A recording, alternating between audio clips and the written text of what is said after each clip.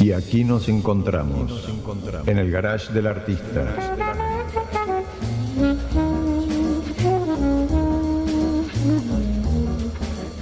Ya has ingresado, el portón se abrió. Toma asiento. Servite algo, disculpa el desorden. Tenemos mucho de qué hablar.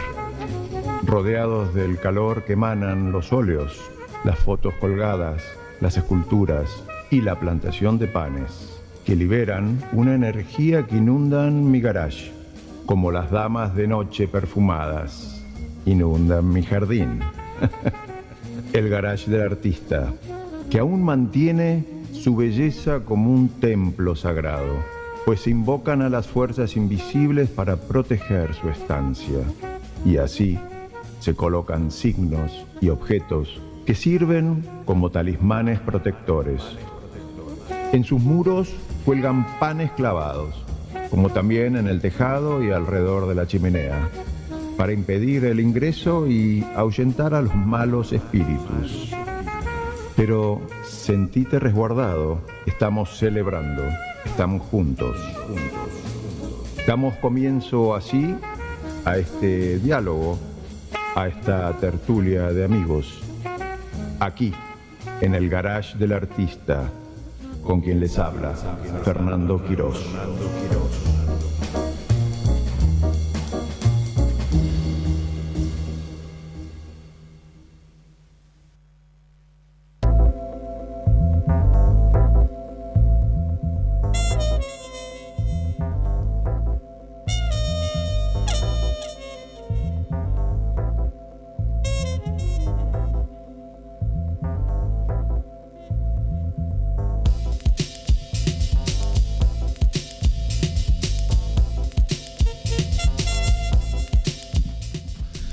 Muy buenas tardes, le damos la bienvenida al Garage del Artista en este lunes 29, terminando septiembre, en esta apertura de la primavera. Y bueno, extrañando profundamente a nuestro querido amigo y conductor Fernando Quirós, que lo tenemos formando parte de una actividad en el Museo Nacional de Bellas Artes, que bueno, luego comentaremos algo al respecto. Así que les damos la bienvenida y bueno, ante el desafío que siempre implica siempre preguntarnos cosas para despabilarnos sobre todo, ¿no? Y antes de presentar a mi querido compañero Mache Pose, voy a tirar algunas cuestiones que tienen que ver con la dinámica que siempre proponemos en el garage, que es, leer algunas, llamamos nosotros editoriales, y un poco para que navegue durante el programa algunas reflexiones, algunas ideas y por qué no, algunas preguntas. Y un poco tiene que ver con algunos temas que fuimos desarrollando en el transcurso del año. Hoy estamos al aire en el episodio número 66 y algo que nos vino un poco particularmente por algunas lecturas que transcurrieron en el fin de semana, algo que dice así: todo el mundo está distraído todo el tiempo, dice Justin Rosenstein, empresario tecnológico que fue miembro del equipo que inventó nada más ni nada menos que el botón me gusta de Facebook. En una entrevista en The Guardian en el año 2017, presten atención, 2 años antes un estudio de Microsoft había concluido que la capacidad promedio de atención humana había disminuido a 8 segundos. Estamos hablando del año 2015. Un señor, periodista americano, publica esta nota en el New York Times, que se llama Scott Rayburn,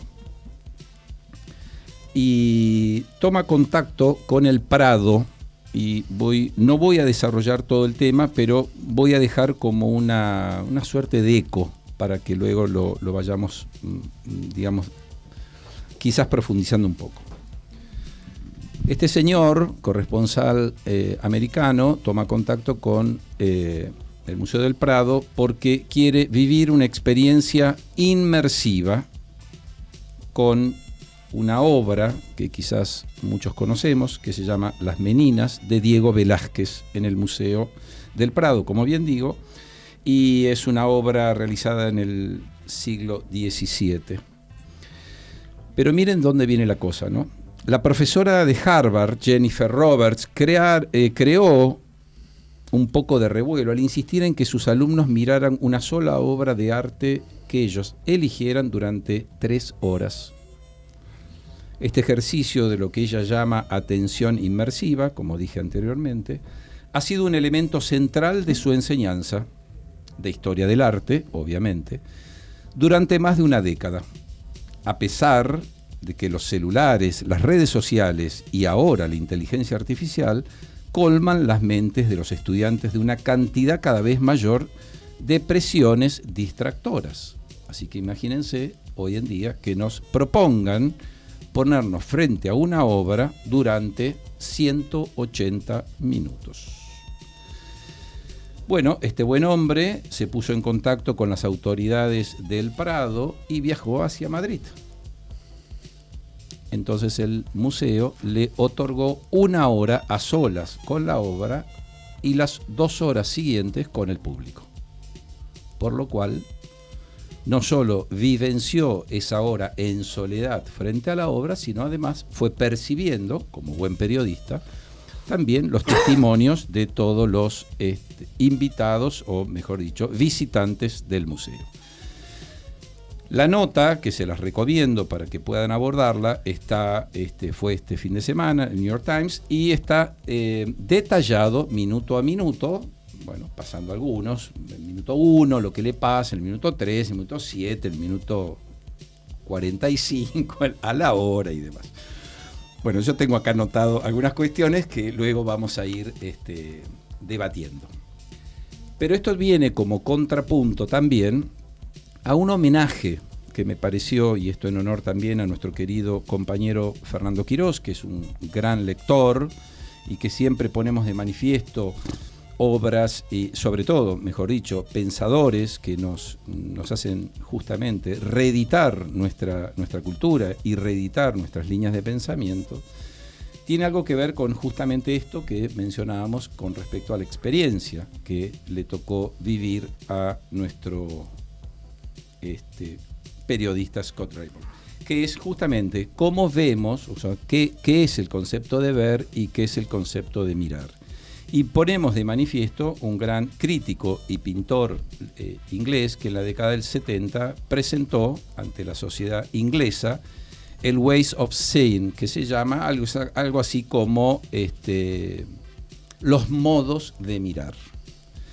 Entonces, la primera escena que provoca, estamos hablando de la década del 70, año 73, en la BBC de Londres, provoca una puesta en imagen donde él recorta un cuadro, un Botticelli, ¿no?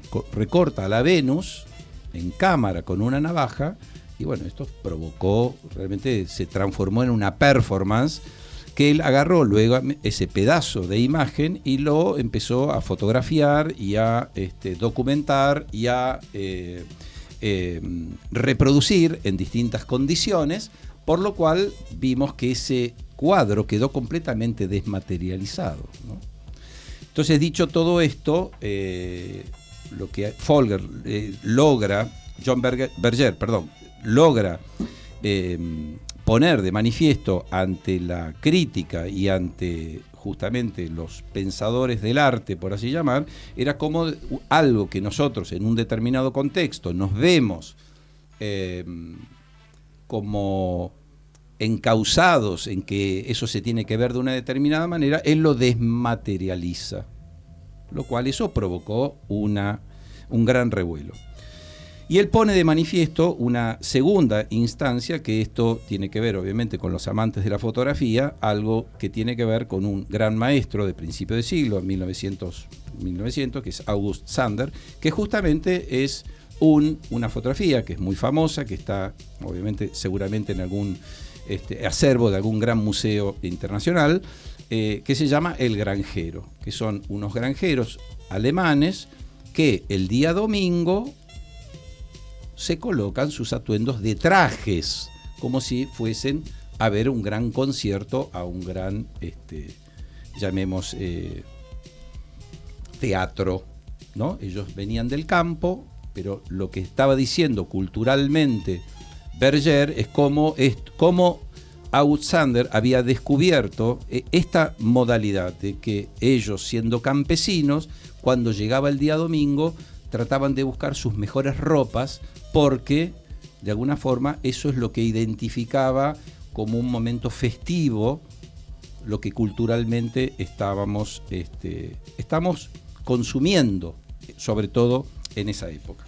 Y con esto termino diciendo un poco el reflejo o lo que deja marcado buen crítico, pintor y gran dibujante Berger, que dice lo siguiente: es consciente, lo importante no es ver, sino cómo vemos las cosas, y que desde la aparición de la fotografía es el ojo de la cámara el que modifica el sentido de lo que vemos. Lo importante para él son los modos de mirar.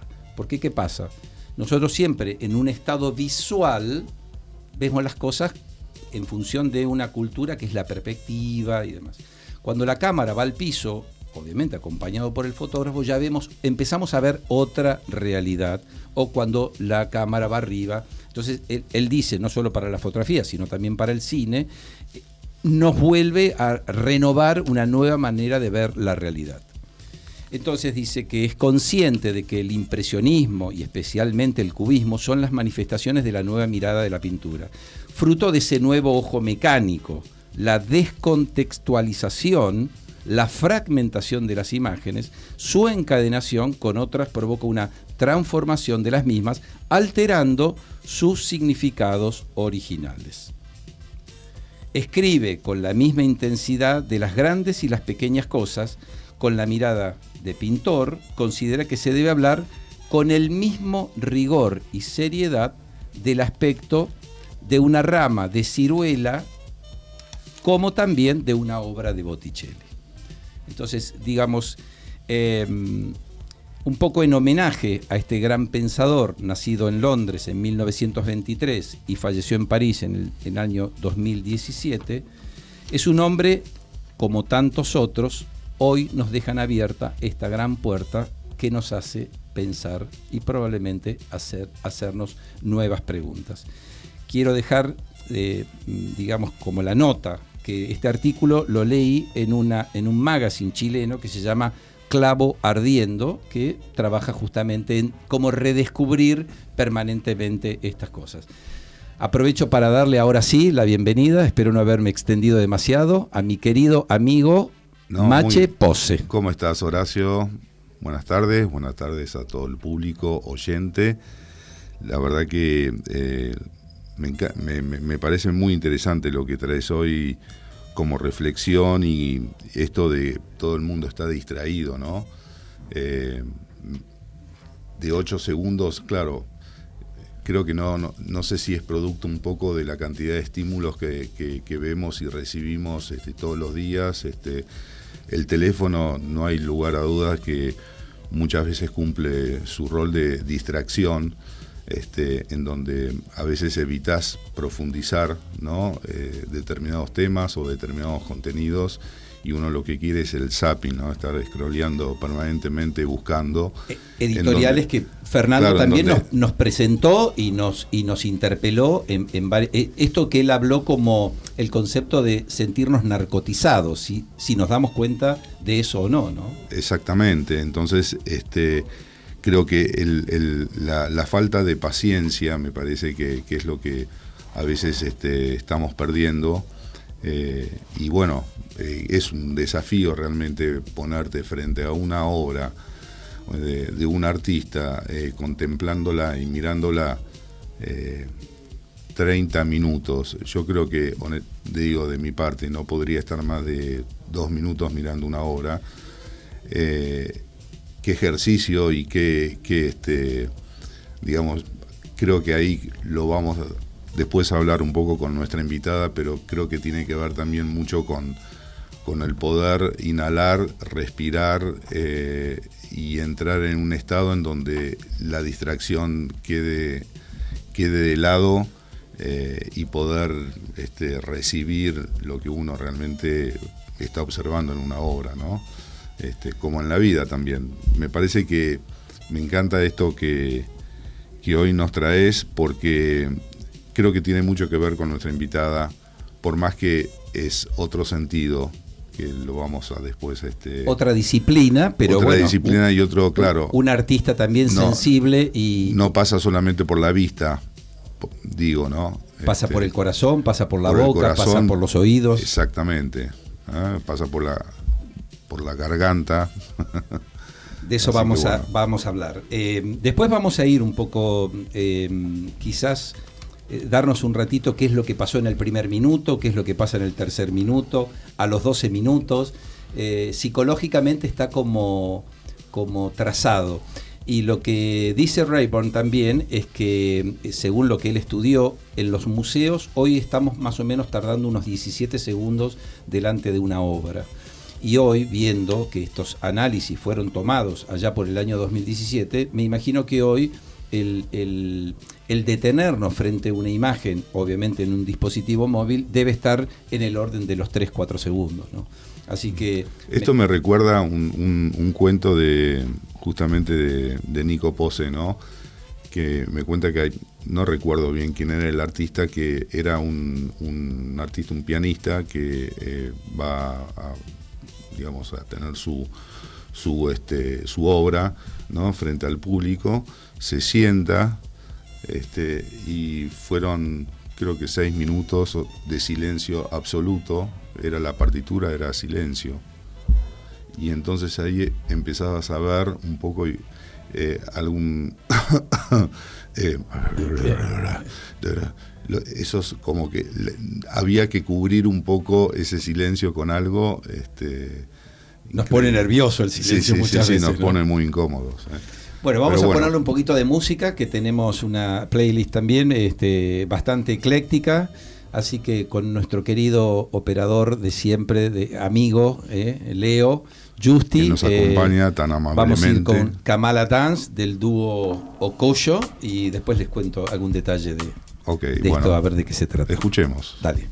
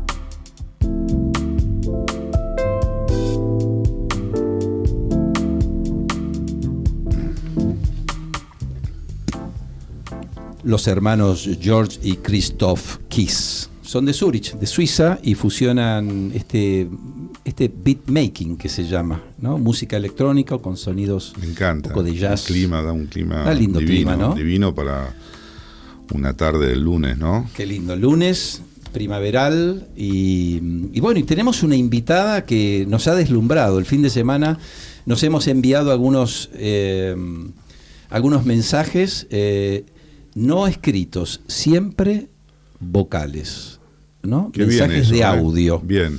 Yo le daba algunas metáforas fotográficas y ella me contestaba con una suerte de musas inspiradoras, yo diría. Lindo. Bueno, le vamos a dar la bienvenida al Garage del Artista, a una cantante lírica, además... Apasionada de la voz.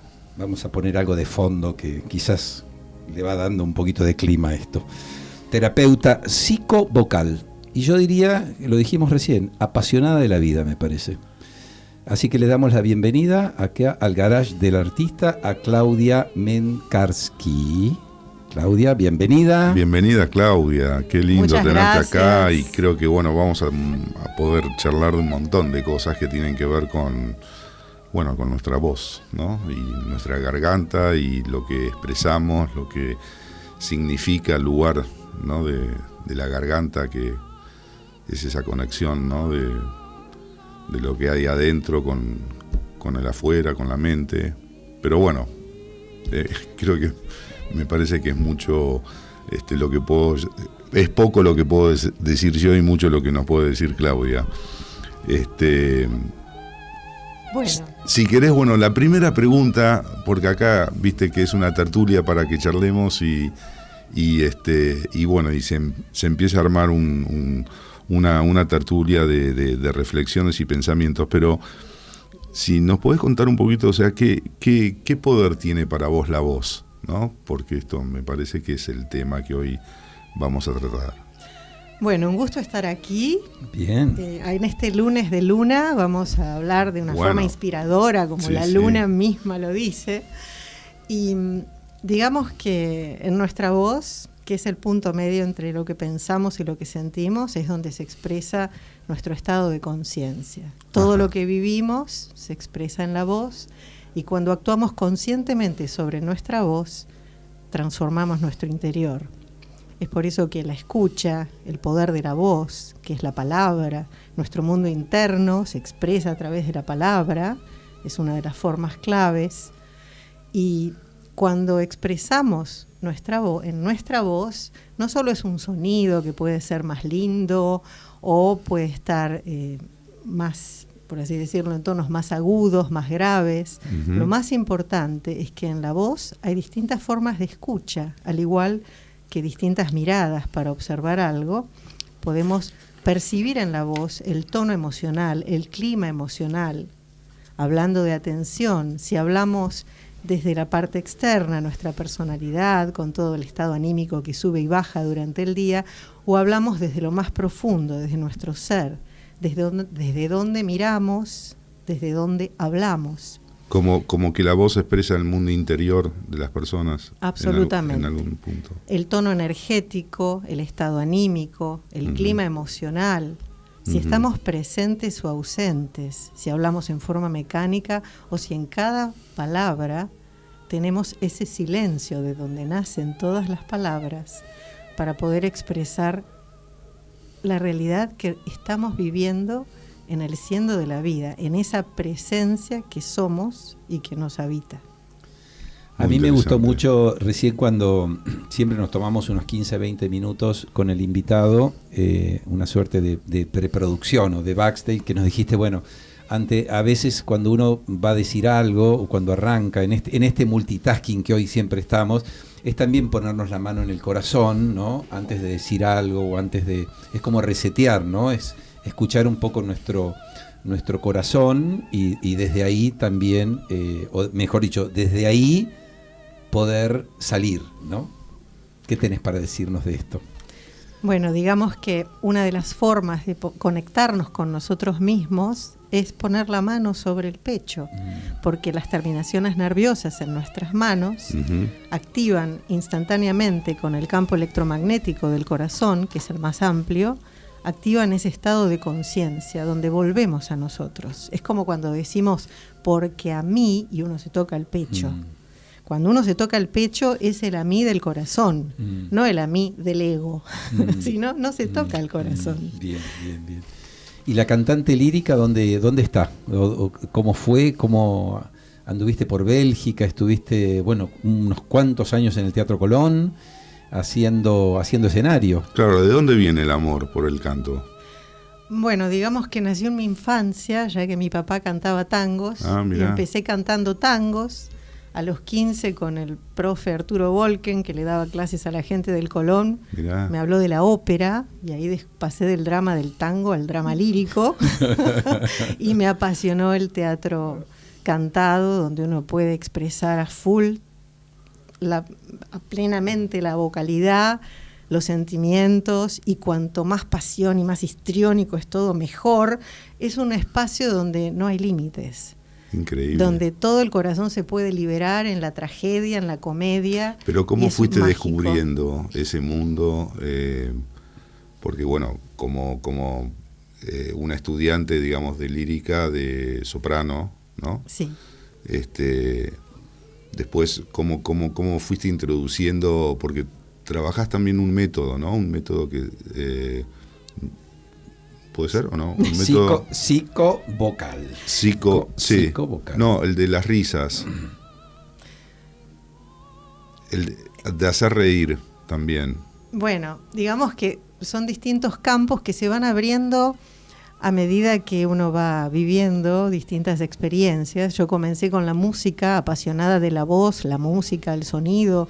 Eso abre el corazón, hace que todo fluya, uno siente un espacio de libertad para poder decirlo todo desde un lugar neutro, porque uno interpreta un rol, entonces allí puede jugar y permitir, claro. Lo más maravilloso, en el escenario uno puede jugar como un niño, pero siendo adulto y transmitiendo conciencia de infinidad de cosas, que es lo que abre el arte a todo corazón humano. Claro. Y luego, a partir de allí, distintas experiencias que he vivido me han llevado a descubrir que nuestra voz no es solo para hablar o cantar, sino que nuestra voz es una herramienta absolutamente creadora, como está en el Génesis. Al principio Dios dijo, hágase la luz.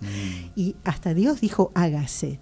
Cada palabra que nosotros expresamos, le estamos poniendo un foco, como una flecha que da en el blanco acorde a la intención que proyectemos. Digamos que las palabras están en el campo.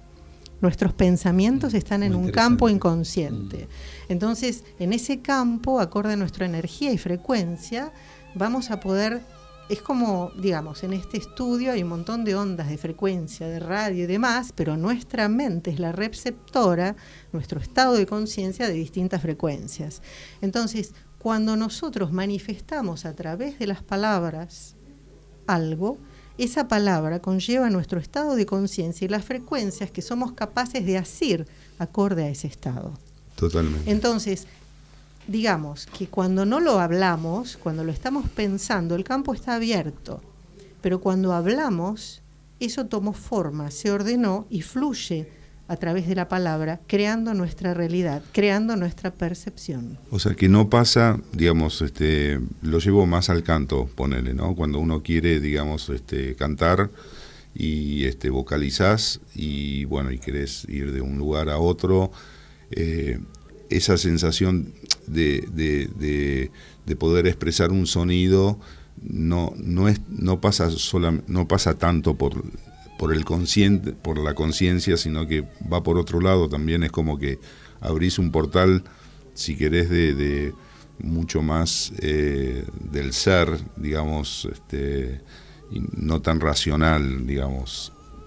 ¿Se entiende lo que quiero decir, más o menos? Sí. Ok, a ver. Bueno, cómo fluye la pasión ahí también, ¿no? Porque cuando uno está apasionado por algo y... A ver, agrego algo que cuando antes te preguntaba, Mache, bueno, cómo descubriste esto, pero bueno, también hay un don. Todos tenemos ese don. No, por eso, pero tu don de ser una soprano, don de tener una voz que después se puede perfeccionar y se puede disciplinar, pero digo, hay un regalo también ahí, ¿no? Creo que si podemos hablar, podemos cantar, y todos tenemos un potencial vocal desconocido. Lo que marca la diferencia es la pasión que uno va a generar en su corazón para encauzar la disciplina y el trayecto que lleva a desarrollar la voz o un arte determinado. Pero en sí todos podemos cantar, todos podemos emitir un sonido de ópera, que es lo más parecido a una carcajada, o lo más parecido a lo que hace un bebé. La risoterapia.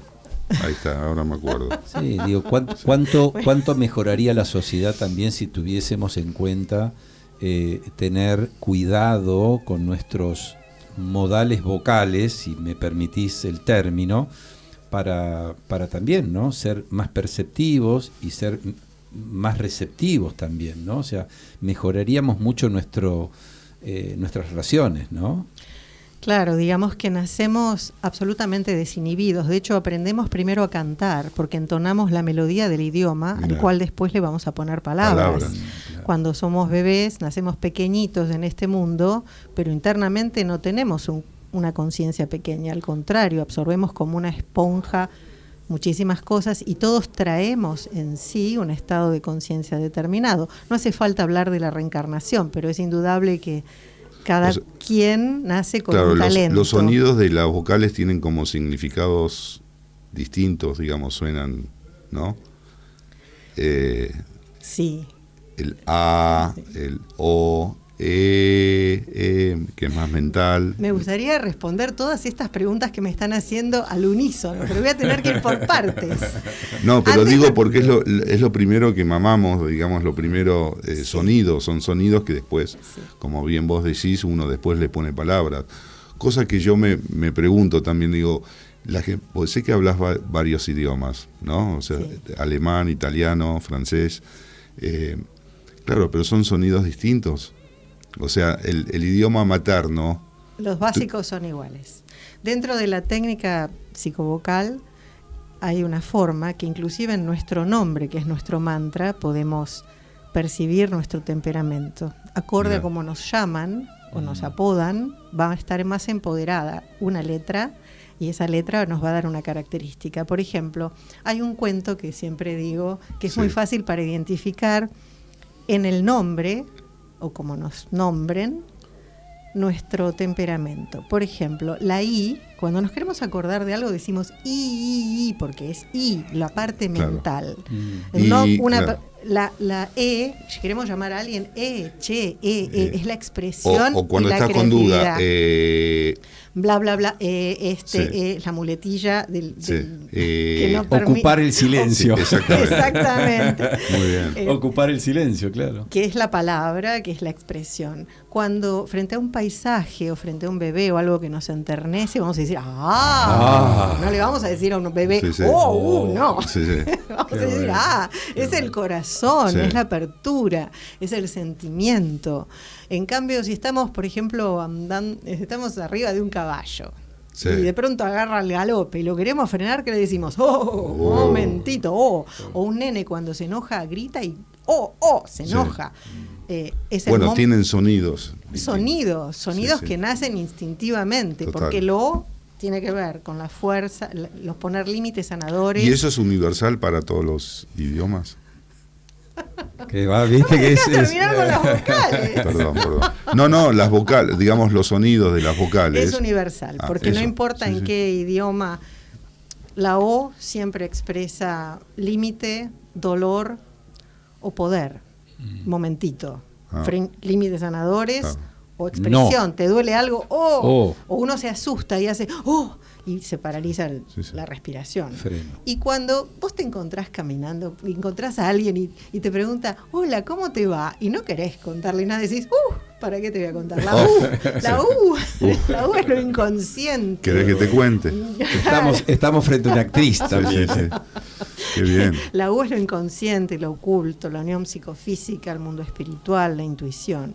Y por ejemplo, un nombre, que si alguna Inés es extravertida, por favor, preséntenmela. A ver. Porque el nombre Inés, por ejemplo, es I, pienso. N, cierro. E, que es la expresión, y después calla. Entonces, Inés tiene la característica de ser muy racional, de tener un gran filtro antes de llegar al corazón, una persona que piensa mucho antes de hablar, de naturaleza introvertida, muy buena para la escritura, pero naturalmente difícilmente haya una Inés que sea espontánea y que diga libremente lo que piensa. Siempre lo va a analizar antes de decir, cosa que es muy bueno en este mundo. Doy fe de mi hija, Paloma Inés. Paloma Inés, y es así como decís. Che, los invito a un Tommy Guerrero, Dale. Y después seguimos, Vamos, porque está dale, muy sí. interesante. Vamos a seguir con Buenísimo. Battles of Forgotten, y ahora les cuento skateboarding, a ver, que es un guitarrista fabuloso. Escuchemos.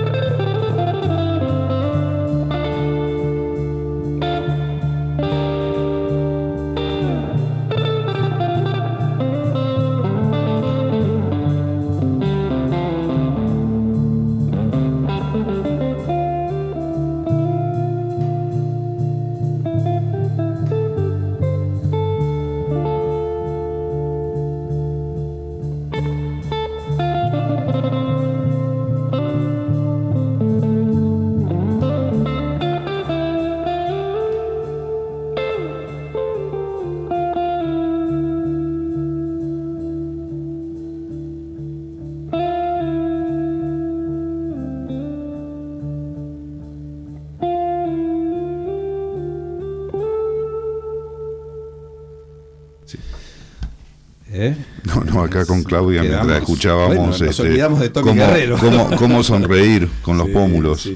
Estaba tratando de hacer el ejercicio. Ese guitarrista, un skater, así que me pareció muy interesante. Mencionamos en varias oportunidades que Buceo también, el All Music, que es un magazine también internacional que bueno, descubre un poquito de estas cosas que me parecen interesantes traer a la mesa, a las playlists del garage del artista. Que vos decías, estamos en un estudio, pero estamos también dentro del garage, ¿viste? Nosotros tratamos de vivenciar entre óleos y fotografías y muchos libros. Y sonidos. Y mucho desorden. Así que bueno, tenemos un regalo para darte. Porque estamos honrados con esta visita. Bueno. Así que nuestros queridísimos amigos mendocinos, no sé si por la forma ya te estarás dando cuenta de qué se trata. Para saborear un poco en la garganta, ¿no? Que es ¿Se canta mejor? Nuestro gran regulador de la salud. Muy bien. Así que vamos a entregarte. Bueno. Y que sepa, además, vinado. ¿Qué le parece? De nuestros amigos Arístides. Bonarda. Muy bien, muy rico, Acá muy tenemos rico la esta cepa Bonarda de nuestros queridísimos amigos Federico y Delfina Sotano, que nos acompañan en este 2025. Todos los lunes, unos divinos, buena gente. Sí. Muchas gracias. Bueno, encantadísimos con tantas... Es para cantar los brindis. Los brindis de Traviata, ¿viste? Todos los brindis. Todos nuestros invitados dicen, uy, qué lindo, esta noche la vamos a pasar bomba. Así que vamos a abrir un vinito y bueno, lo puedes tomar con quien quieras. Como decía, tuve la oportunidad de conocer allá por la década del 80 a Miguel Brasco. Entonces a Miguel siempre le preguntaban, bueno, dale, recomendanos, ¿cuál es el mejor vino? El que se toma con buenos amigos. Exacto. Muy Así bien, que me encanta. De ahí viene la cosa, viste que siempre, podés tomar y si lo compartís, si estás pasando un buen momento, me parece que ahí estamos. Y de eso se trata el garage del artista. Maravilloso. De pasarlo bien. Bueno, le mandamos un gran saludo a Fernando, que está está con la Asociación de Amigos del Museo Nacional, que creo que están con una cena de recaudación, de gala. Impresionante, bueno, nos contará el lunes que viene. Le trajiste un sombrero, me contaron. Le traje de sombrero, Madrid. Sí, señor. Estuviste en Madrid toda la semana. Lo vamos a estrenar, que lo estrene el lunes que viene. Qué bueno. El hombre de los sombreros, lo tendremos acá. Fernando. Claudia, bueno, contanos un poco cómo son tus actividades. Hoy sos coach además y acompañás no solo cantantes, sino a todos a ser mejores personas, me parece, con la voz, por lo menos, ¿no? Bueno, o sea, ir a tener unas clases con Claudia es, mejorar nuestra performance, a lo mejor. Es un abordaje holístico, psicosomático, lo tuyo. Mira qué bueno. Mira, te voy a responder la pregunta sonrisa que de Claudia hiciste. Contagia. A ver, la anterior, dale. Cuando uno canta, entra en un estado de meditación, porque uno tiene que conectar el silencio interno para poder poner toda nuestra atención, nuestra mente, nuestro corazón, la melodía, todo. Cuando vos cantás no podés pensar en otra cosa más que en la música, sino eso se interfiere. Cuando vos cantás no podés estar pensando me está saliendo lindo o feo porque eso interfiere. Entonces es una maravillosa forma de entrenar la atención para poder justamente no dispersarnos y tener mucho más de unos segundos de atención. Cuando uno canta, aprende a dirigir la atención, a focalizar la atención. Es un estado de meditación contemplativa, de contemplación con ojos abiertos, donde en tu cabeza solo habita la música y las imágenes de aquello que vos estás representando. O sea, para cambiar el estado emocional, hay que cambiar el estado mental. Claro. Y para concentrar el estado mental tenemos la maravillosa herramienta de la música que nos penetra instantáneamente desde lo inconsciente, que nos invade y nos embriaga más que el vino que nos regalan. Entonces es maravilloso porque eso genera atención. Cuando, a partir de todo esto que les estoy hablando, que es un enfoque un poco diferente de la voz, del canto, es que desarrollé la técnica psicovocal, lo que denomino psicovocalidad. Ajá. Porque a través de nuestra voz se pueden percibir todos esos silencios, esos cállate no grites, esas cosas que hemos reprimido, eso que cuando éramos chicos babeábamos, no teníamos bruxismo, respirábamos profundo esas al palabras vientre. Que no dijimos. Exactamente. Todo esos llantos, esos, sí, ok. Todo lo que se transformó va dejando, todo lo que vivimos lo deja que no una gritamos, huella. claro, exacto. Y abordar, comprender que a través de la escucha de nuestra voz podemos detectar todas las huellas y podemos transformarlas. De eso se trata la psicovocalidad, para poder liberar la voz en su expresión, tanto hablada, cantada y por sobre todo como una herramienta de autoconocimiento y transformación personal. ¿Y hay un método para eso? Es un método. Una parte del método es a través del cuerpo, la vocalidad, la respiración y la visualización, con ejercicios donde en 5 respiraciones ralentás el ritmo cardíaco, entras en un estado interno de mucha calma y mucha paz. Por ejemplo, si en un momento te estás desbordando de los nervios o antes de un estreno o en cualquier momento de angustia que vos tengas que afrontar una situación y estás fuera de sí, podés volver rápidamente a vos a través de esto. En otro momento, si estás muy cansado, hay otro ejercicio también con 5 respiraciones donde te energizás absolutamente. Aquí se emplean las vocales, el movimiento, y hay distintos ejercicios. De la misma manera que todas las huellas emocionales que quedaron a nivel, por ejemplo, con la A, que tiene que ver con las emociones, hay una forma de entonar la A y con respiraciones y un movimiento determinado que hace que se libere el corazón. Con la I, la parte mental, con la O, los miedos, la ira, la furia, y con la U, que conectes más con tu esencia, con tu interior. Impresionante. ¿Conoces el método Feldenkrais o el método Rabine? Sí, son también maravillosos, cada uno en su ámbito. Particularmente yo no estoy copiando otro método porque a través de la propia experiencia yo descubrí que la voz era mucho más que para hablar o cantar a raíz de un estado, de un episodio de salud que tuve, que 2 años viví de día en día, y cuando renací, que pesaba 20 kilos, instintivamente visualicé el árbol de la vida, canté la O y me sorprendí de qué es esto. Y a partir de allí, ya hace muchos años, décadas, investigo y perfecciono lo que denomino psicovocalidad. Impresionante. Lo que me gusta de todo esto quiero ir a verte, quiero tomar clases con vos, ya te lo digo, así que después, cuando termine el programa, me vas a dar tu Qué lindo, salud. porque no es solo tener una buena voz, sino simplemente es perfeccionar también lo que sentimos, ser más estar más amalgamado la palabra de lo que emitimos con lo que estamos sintiendo, ¿no? Claro, es como con un simple buen día, cuando nosotros realmente ponemos atención a la escucha propia. Todo lo que percibimos en nuestra voz, por empatía, lo percibimos en otros. Lo que descubrimos en nuestra voz, lo descubrimos en otros. Cuando uno escucha un simple buen día, te das cuenta cómo está la persona, si llega con buen ánimo o no, si respira, si está apurada o no. Claro. Al teléfono, cuando la gente se entiende hablando al teléfono porque no se ve, es cuando mayor escucha tenemos. Todo se centra en lo que oímos. Y cuando las personas están tranquilas en casa, porque igual no te ven, qué problema, te hablo de cualquier manera, me distiendo hablando de cualquier manera, es cuanto más desnudos estamos, porque el sonido es imagen. Nosotros percibimos a través de la palabra, si decimos árbol, ¿por qué sabemos que es un árbol? Porque visualizamos un árbol. Exacto. Si no, no lo comprenderíamos. Lo que transforma, así como la emoción se transforma con el pensamiento, lo que transforma el pensamiento es la imagen mental. Y la imagen mental es la que determina la atención que podemos tener. Por ejemplo, frente al público o frente a una conferencia o cualquier situación, uno tiene que tener las imágenes mentales de aquello que vamos a hablar para no distraernos.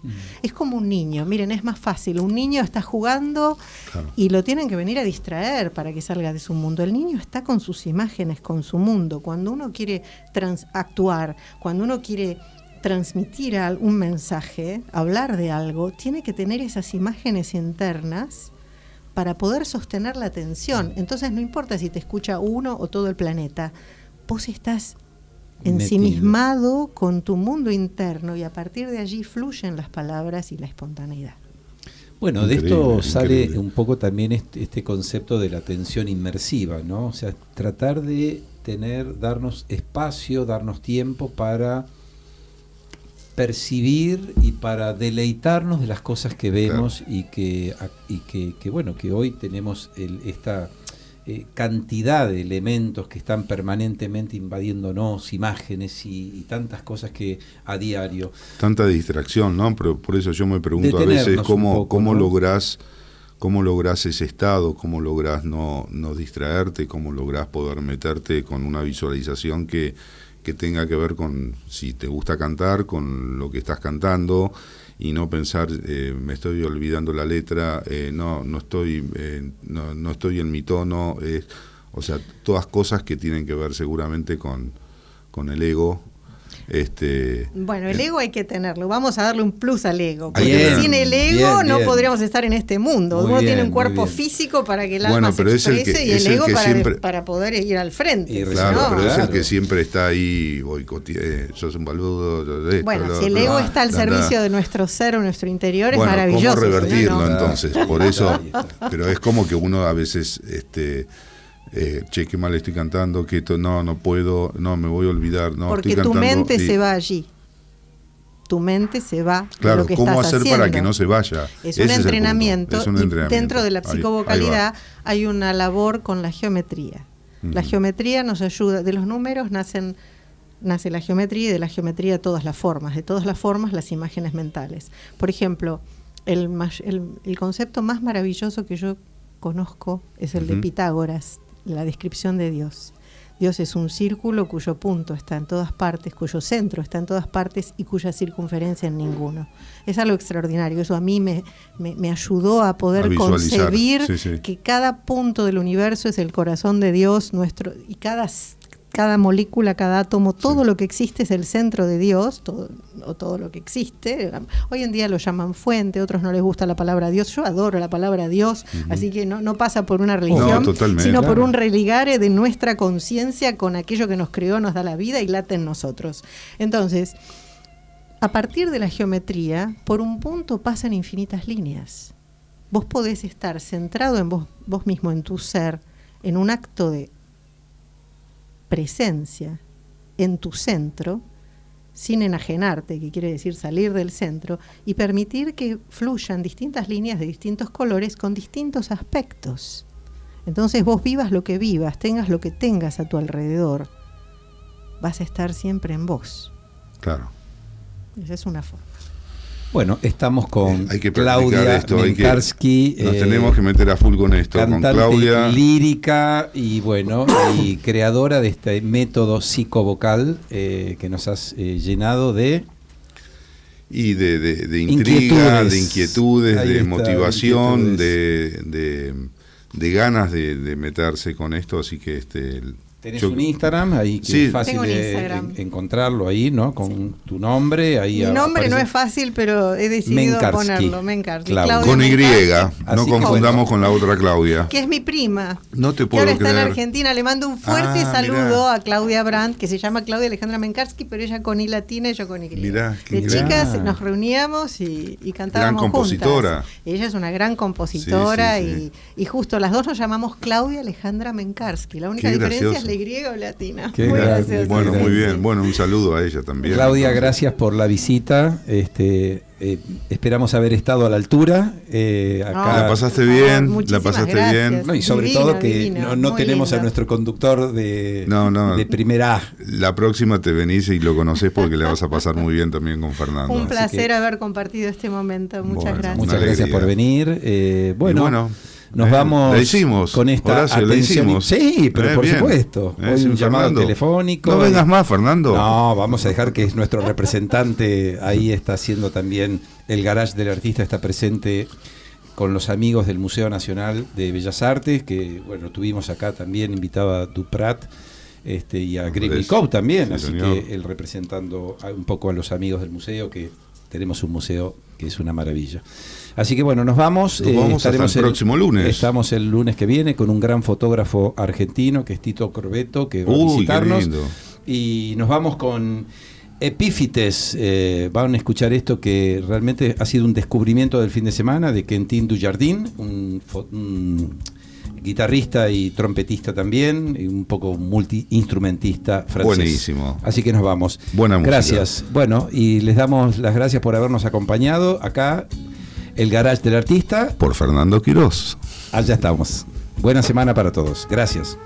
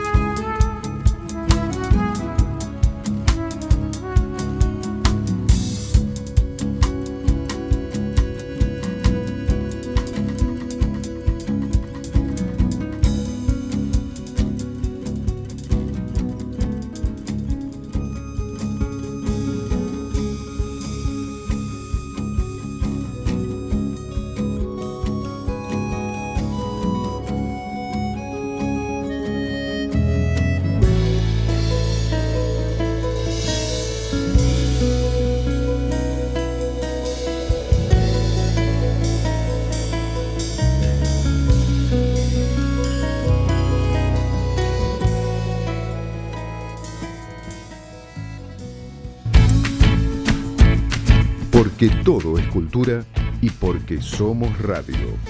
Radio Cultura.